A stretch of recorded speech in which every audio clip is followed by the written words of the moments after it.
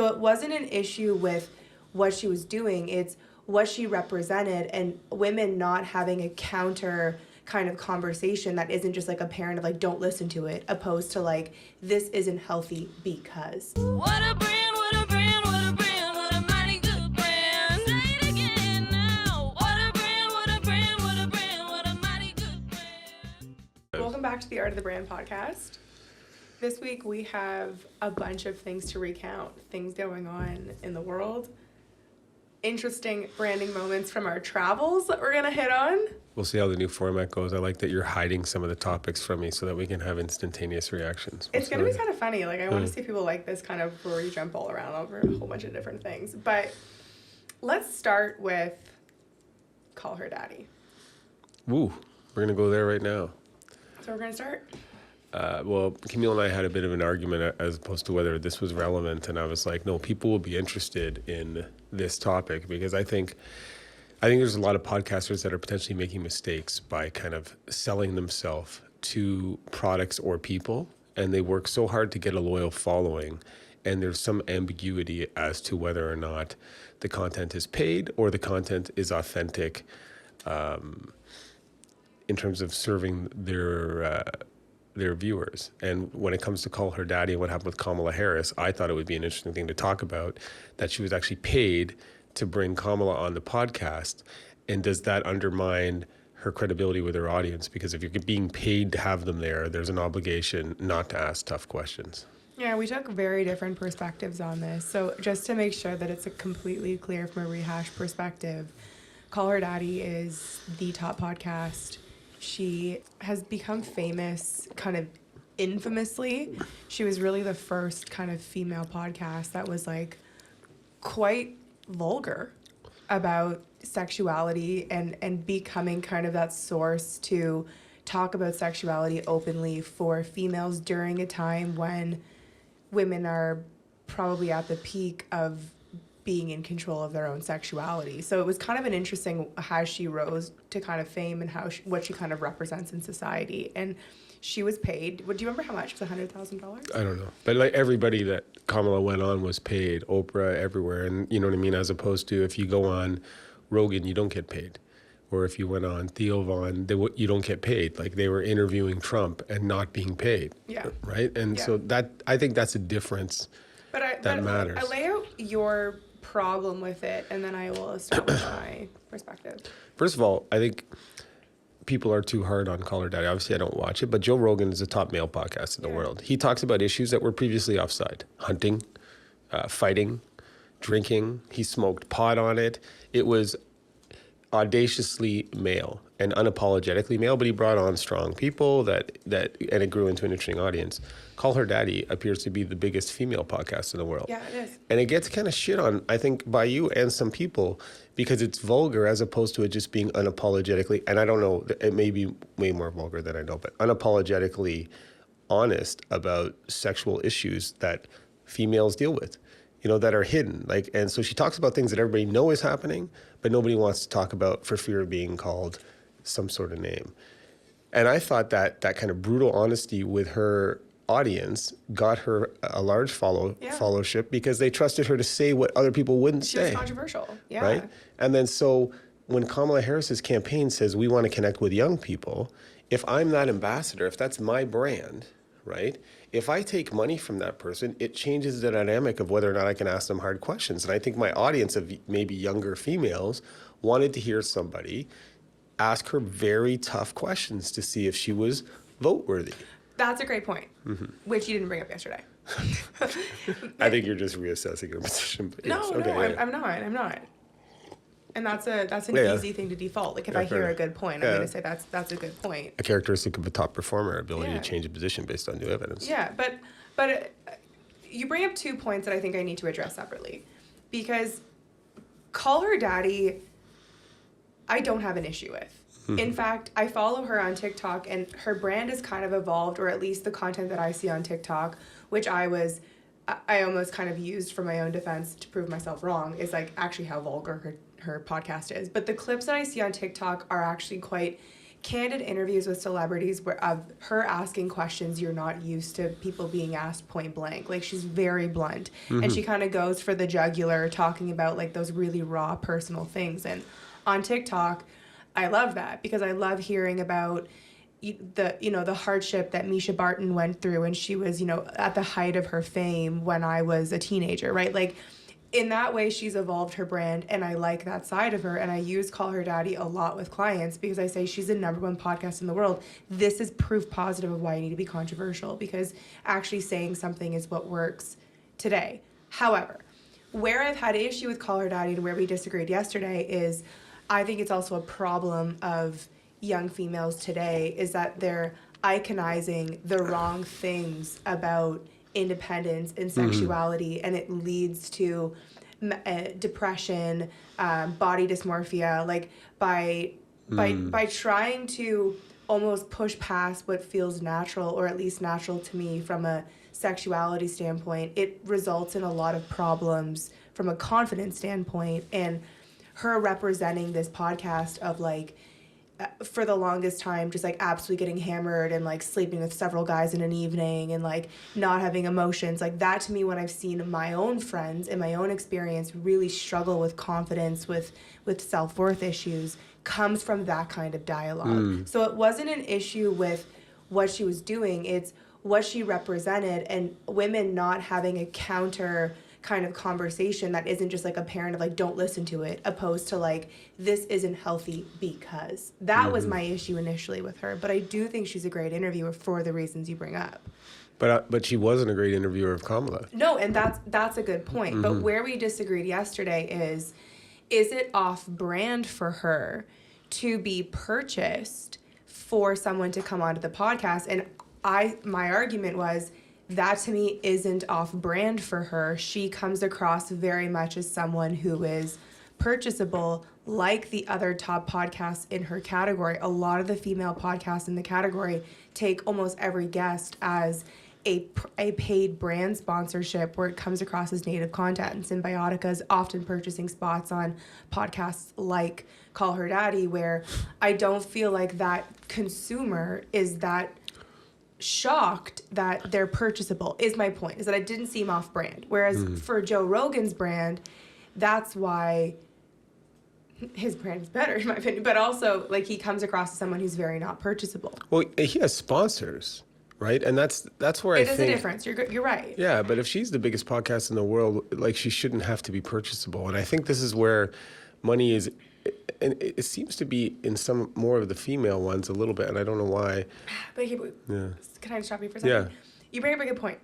They shouldn't be versus is the reality that they are.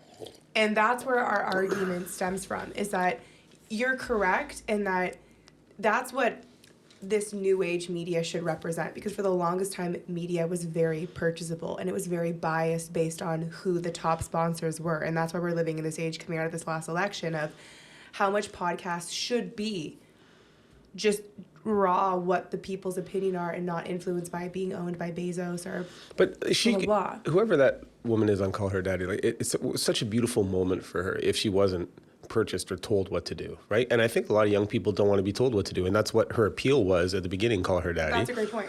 And then all of a sudden she's being told what to do by a candidate that's telling people who they have to vote for if they're sexist or racist. What an amazing opportunity to ask her, hey, can you define a woman for me?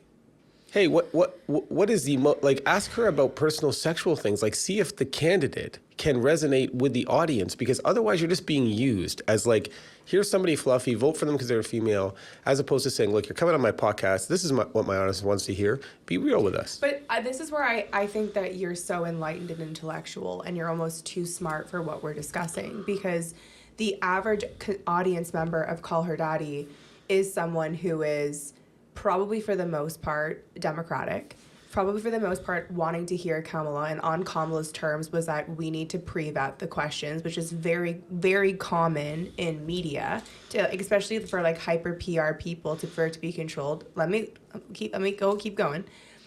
And then the next piece of it is her average audience member is like, she got paid. I'd do the same thing for $100,000 to interview Kamala. They're not thinking from the perspective of where your brain is coming from, of this is the problem with the current supposedly democratic approach in the largest power in the world is that when you're going to something like a podcast, it shouldn't still be on your own terms of back in the day of CNN, MSNBC, and Fox News. It's not a podcast in the modern in where it's going. No, I think, it's not what it should represent, because and that was what is so interesting with this past election is that what came out is that every single major figure was purchased. So it shows you it's not a problem of Alexandra Cooper, it's that the media is purchasable. And that's where I'm like, is it a brand problem or is it a media problem? No, well, it's a brand problem if you want to come. It's a brand problem if it's Kamala's brand. If you want to come across as authentic, because if you have to pay Beyonce and Oprah all of this money, then it doesn't seem like they're doing it voluntarily, or because there are people who do endorsements that they don't get paid for. And on Trump's side, whether you like him or not, politically, he didn't pay for those podcasts. Joe Rogan wouldn't let Trump's team dictate the questions, and he wouldn't let Kamala's team dictate the questions. But this is where it becomes tricky is, you know, is Alexandra Cooper's brand one of integrity?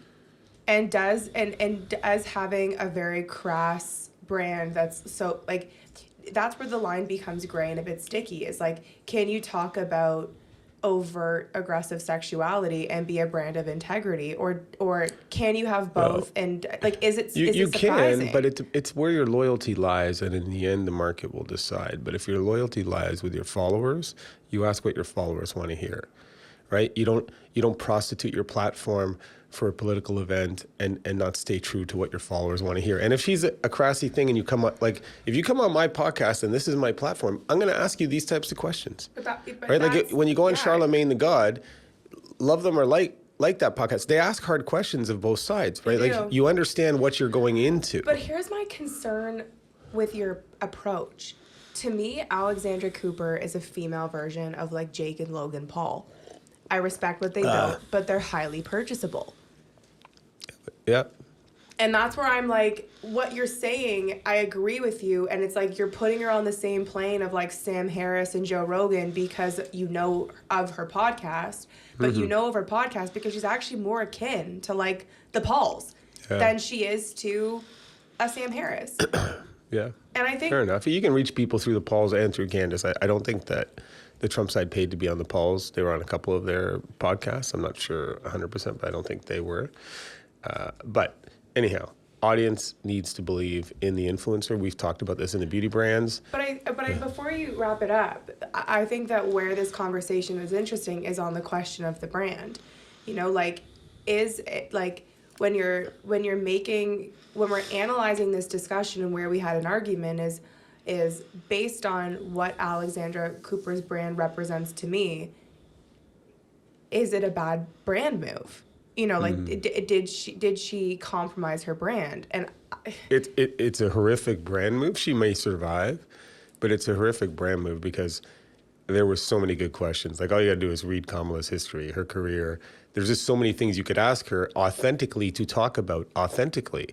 And if she could have, it would have resonated with a lot of young voters, right? But well, you just bring up an additional, though, interesting point, is that based on Alexandra's actual brand, having a woman candidate on that podcast, she should have gotten into the juicy, dirty side. Her brand should have been having Trump on the podcast and be free to ask him anything, because that guy is audacious and he'll talk in reality. But to bring somebody on who's completely restricted, who's not saying anything, it's so off-brand, and it just became a gender signaling event, essentially saying, vote for this person. I'm not going to ask any tough questions. You're not going to say anything interesting. It's unlike any podcast I ever had in terms of sleep factor. Yeah. You know. But you're not the audience, you know, like... No, but her audience wants over-the-top stuff. You're right. Right? That was as boring as boring can be. Well, that's why I don't listen to it. Yeah. You bring up a good point. I think that today, since you've been able to sleep on it, your argument is a bit better.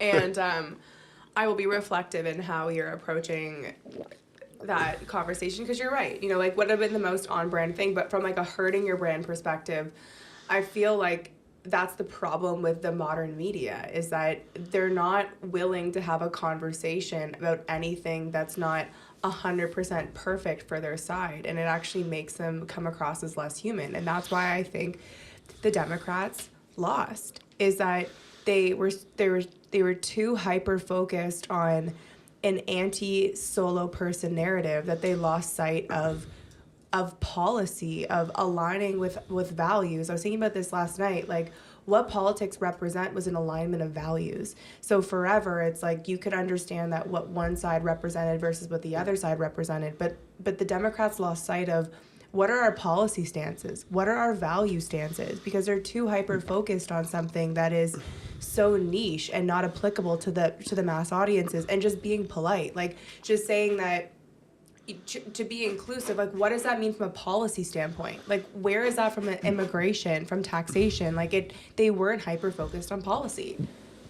For our business audience, what's relevant, I think, is you can get into an information bubble that corrupts your decision making. And the issue is the vast majority of the media and celebrities in the United States live in New York and California, right? And in those two very concentrated centers, they are echoing messages that resonated what the Democratic Party elites and the advisors thought. And so, but what they were hearing in their information cycle was all corroborating their belief system. Oh, this is how people feel. Yeah. This is important. But just from centers of New York and California. But all you got to do is drive into any town in America, in any state, and ask the Uber driver or the person at the convenience store what they think. And everyday people were not sharing those beliefs. And so they weren't, and this is happening in corporate boardrooms where the CEO is insulated by people who are all trained at Ivy schools, who don't know how to think anymore, and who have adopted a political ideology that's corrupting the business plan. And they're making the wrong decisions. And so CEOs got to get out there and hear what people are actually believing, not what they're saying to be socially desirable.